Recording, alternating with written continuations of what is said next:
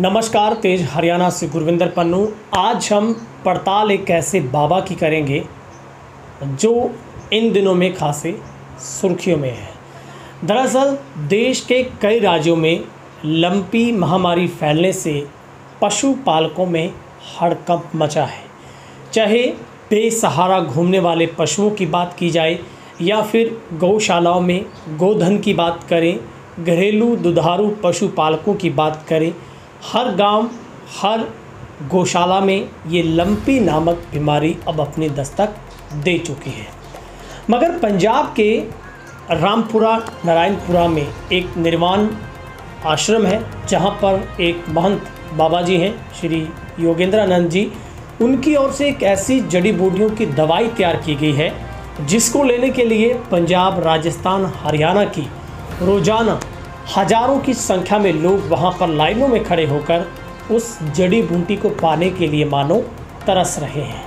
और अब तक के नतीजों में ये दवा कारगर साबित हुई है, ऐसा वहां पर पहुंच रहे लोगों का मानना है। बाबा का भी यही दावा है कि ये दवा अगर उस पशु को मिल जाती है जिसको लंपी नहीं हुआ तो उसको लंपी होगा नहीं।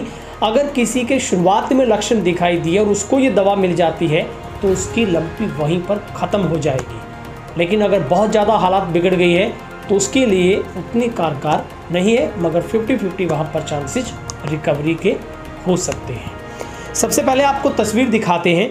ये तस्वीर राजस्थान के संगरिया के साथ लगते, यानी कि पंजाब यहाँ से शुरू होता, राजस्थान का आखिरी बाउंड्रीज पड़ती है यहाँ पर।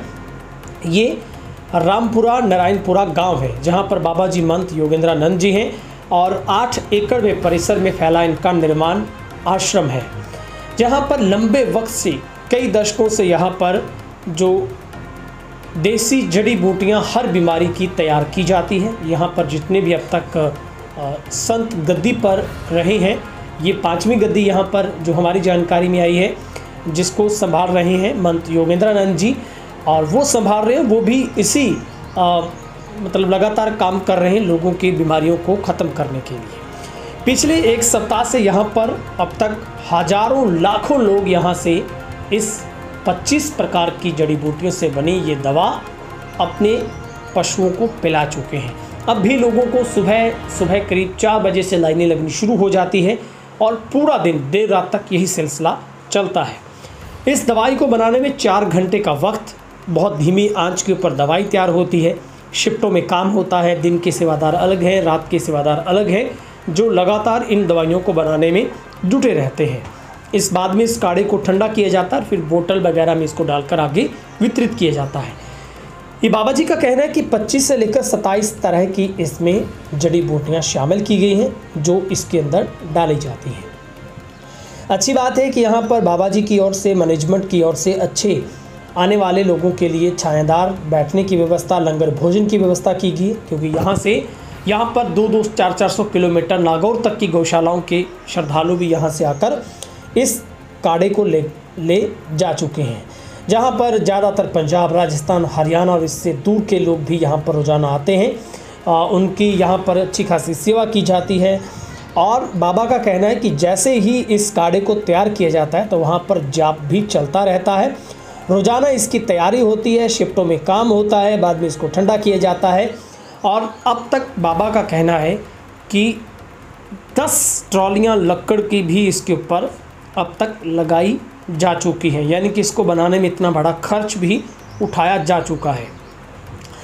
असल में बाबा ने कैमरे के सामने आने से मना किया, लेकिन ऑफ द रिकॉर्ड हमें हर बात का जवाब वहाँ से मिला है। बाबा की माने तो उनका कहना है कि उनका कोई भी मकसद बिजनेस करना या फिर कोई स्वार्थ पूर्ति नहीं, बल्कि गौओं की जान बचाना है। सबसे पहले इस गांव के एक डॉक्टर ने बाबा के सामने रोते हुए अर्ज की थी कि उसके गांव में कुछ गौओं को लंपी हुई और वो मर रही है, तड़फ रही है। तब इस बाबा ने इनके पास जो नुस्खे पहले के संतों की यहाँ पर लिखी, वो प्राचीन ग्रंथ है यहाँ पर उस टाइप्स के, जिनके अंदर देसी नुस्खे हैं, उनमें से कई नुस्खों को मिलाकर इस बाबा ने तुरंत प्रभाव से दवाई तैयार की और डॉक्टर के कहने पर वो दवा कुछ गौओं को दी गई, जिनके ऊपर 100% रिकवरी मिली और उसके बाद पूरे गांव में आवाज़ लगाकर हर घर तक वो दवाई पहुंचाएगी। सीधे तौर पर पंजाब में सबसे ज़्यादा इफेक्टेड इससे पशु हैं, इसलिए इसी गांव से शुरुआत हुई। उसके बाद आसपास की गौशालाओं को न्योता दिया गया कि आपके अगर लंपी वहाँ पर हुआ तो आप भी इस दवा को लेकर जाइए।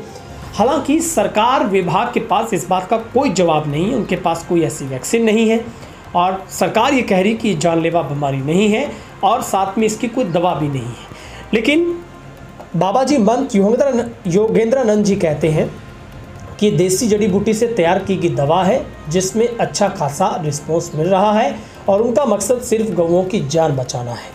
हालांकि बहुत से लोग ये भी दावा कर रहे हैं कि ये सिर्फ स्वार्थ की पूर्ति, पैसे, बिजनेस के लिए किया जा रहा है, लेकिन बाबा और वहाँ पर पहुँचे लोगों ने ये स्पष्ट हमें बताया कि ऐसा कुछ भी नहीं है। फ्री ऑफ कॉस्ट वहाँ पर लोगों को ये दवाई दी जा रही है। ज़्यादातर लोग लाइनों में लगकर अपनी बोतल्स को घर से साथ लेकर आते हैं। एक दो बोतल्स तक उनको दवाई दी जाती है। बीच में बाबा को दुख इस बात का है कि यहाँ से दवाई ले जाकर लोग कुछ बिजनेस करने लगे हैं और महंगे रेट पर ये दवाई बेचनी शुरू कर दी गई है। उसके बाद यहाँ पर अगर कोई गौशाला जाती तो उसको लेटर पैड पर लिख कर देना होता है कि हम यहाँ से पहुँचे, हमारे इतने गोधन पीड़ित है, कुल इतनी संख्या है।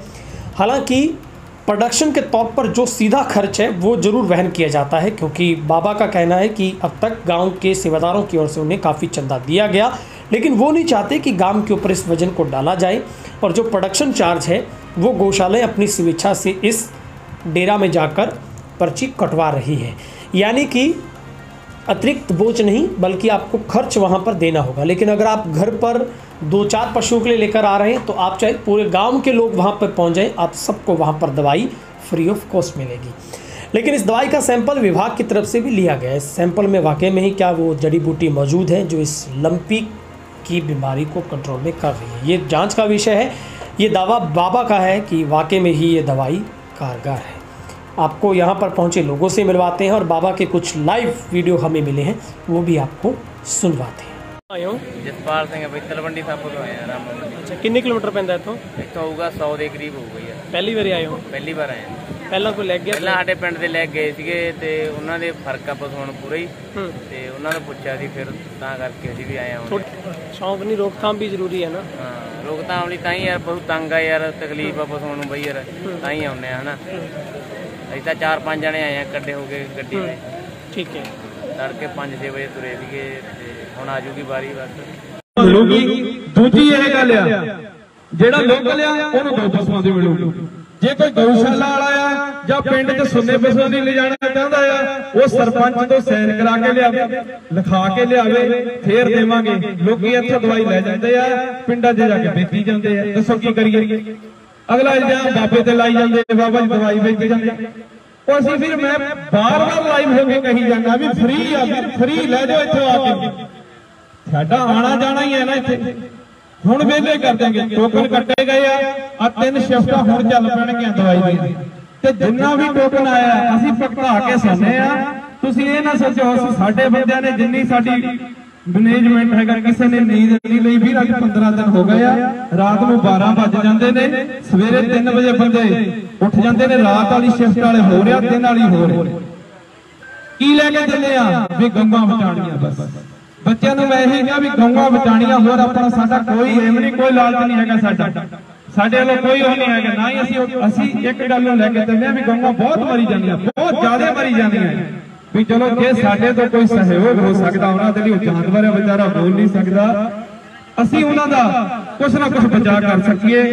ਸੱਜਣੋ, ਗਊ ਤੇ ਭੀੜ ਰਾਣੀ ਮਾੜੀ ਮੋਟੀ ਗੱਲ ਨਹੀਂ ਹੋ ਸਕਦਾ, ਇਹ ਭੀੜ ਬੰਦੇ ਤੇ ਵੀ ਆ ਜਾਵੇ। ਆਪਾਂ ਤੇ ਆਈ ਸੀ ਨਾ ਪਿੱਛੇ ਜੇ, ਤੇ ਹੋ ਸਕਦਾ ਬੰਦੇ ਤੇ ਵੀ ਇਹ ਭੀੜ ਆ ਜਾਵੇ। ਤੇ ਮੈਂ ਇੱਕ ਹੋਰ ਤੁਹਾਨੂੰ ਸੁਝਾਅ ਦੇਣਾ ਚਾਹਾਂਗਾ, ਜਿੱਥੇ ਵੀ ਤੁਸੀਂ ਜਿਹੜੇ ਵੀ ਪਿੰਡ ਚੋਂ ਆਏ ਹੋ, ਨਗਰ ਵਾਲੇ ਇਕੱਠੇ ਹੋ ਜਾਓ। ਜਿਸ ਵੀ ਧਰਮ ਵੀ ਸੰਪਰਦਾ ਨਾਲ ਕਿਸੇ ਵੀ ਉਹਦੇ ਨਾਲ ਆਪਾਂ ਜੁੜੇ ਹੋਏ ਹਾਂ, ਗੁਰਦੁਆਰੇ ਪਾਠ ਕਰਾ ਦਿਓ। ਅਰੇ ਛੱਡ ਦਿਓ ਫਿਰ ਵੀ ਇੱਥੋਂ ਪਾਸੇ ਹੋ ਗਏ ਸਪੀਕਰ ਦੇ ਕੋਲ। ਅਖੰਡ ਪਾਠ ਕਰਾ ਦਿਓ ਗਊਆਂ ਲਈ, ਸਾਰਾ ਨਗਰ ਇਕੱਠੇ ਕਰਕੇ ਪੈਸੇ ਅਖੰਡ ਪਾਠ ਕਰਾ ਦਿਓ। ਕੋਈ ਸਹਿਜ ਪਾਠ ਕਰਾ ਦਿਓ, ਕੋਈ ਹਵਨ ਵਗੈਰਾ ਕਰਾ ਦਿਓ। ਜੇ ਆਪਾਂ ਜਿਹੜੇ ਵੀ ਮਤ ਨਾਲ ਸੰਬੰਧਿਤ ਹੈਗੇ ਆ, ਆਪਣੇ ਕੋਈ ਪੂਜਾ ਪਾਠ ਰਾਮਾਇਣ ਭਾਗਵਤ ਕੁਛ ਹੀ ਕਰਾ ਦਿਓ। ਹਰ ਇੱਕ ਪਿੰਡ 'ਚ ਉਹਨਾਂ ਦੇ ਲਈ ਕੁਛ ਨਾ ਕੁਛ ਆਪਾਂ ਪਰਮਾਤਮਾ ਦਾ ਨਾਮ ਲਈਏ, ਜੋ ਕਿ ਜਿਹੜੀ ਇਹ ਗਊਆਂ ਤੇ ਆਈ ਹੋਈ ਕਰੋਪੀ ਆ ਆਪਾਂ ਇਹਦੇ ਤੋਂ ਨਿਜਾਤ ਪਾ ਸਕੀਏ। मैं एक बार फिर तुहानूं कहना चाहांगा, किसी के भुलेखे च ना आओ, किसी के भी।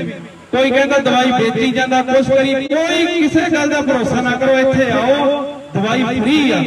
मैं बार बार कहना फ्री है दवाई, फ्री है।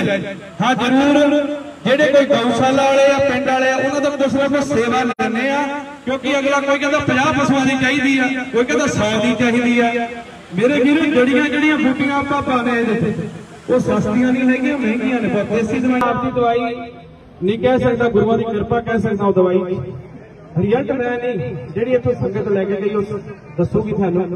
हुण मैं तुहाडे नाल इंट्रोडक्शन कराना उन्होंने बंदे की जेडे जेडे बंदे दवाई लैके गए। सब नाल पहला हाँ जी वीर जी तुसीं दसो की नाम है तुहाडा?